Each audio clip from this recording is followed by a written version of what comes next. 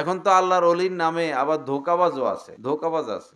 আল্লাহর অলি চিনবেন কেমনে? আল্লাহর অলি চিনার আলামত হইলো আলেমরা বলবেন যে উনি আল্লাহর অলি। আলেমরা বলে দিবেন। মসজিদের ইমাম সাহেবরা বলবেন, হ্যাঁ উনি ঠিক আছে। উনি হক্কানি পীর, হক্কানি আলেম ওলামা। কারণ চোর চিনে, চোরকে চিনে, ডাকাত চিনে, ডাকাতকে চিনে, সন্ত্রাস সন্ত্রাসকে চিনে, আলেম ওলামা চিনে। আলেম ওলামাকে আলেম ওলামাকে জিজ্ঞাসা করবেন যে কার কাছে বায়াত হইতাম, কার কাছে যাইতাম। আরেকটা হলো যিনি আল্লাহর অলি হবেন তিনি ৫ ওয়াক্ত নামাজ পড়বেন। যিনি নামাজ পড়ে না তিনি কোনোদিন আল্লাহর অলি হতে পারে না।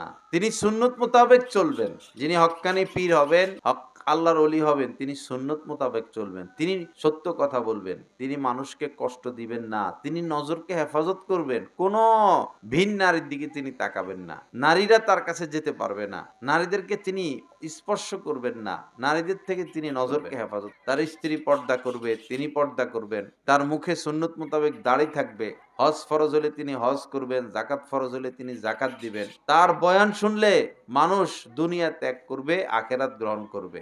তার অধিকাংশ মুরিদান নামাজি হবে। হক্কানি পীরের আলামত তার অধিকাংশ মুরিদান কি হবে? নামাজি হবে। বন্ড পীরের আলামত তার অধিকাংশ মুরিদান বেনামাজি হবে। এখন আপনারা যাচাই বাছাই করেন। এখন আপনারা নিজেরাই যাচাই বাছাই করতে পারবেন কে হক্কানি আর কে বন্ড। আল্লাহ আমাদের সবাইকে সহি বুঝ দান করেন।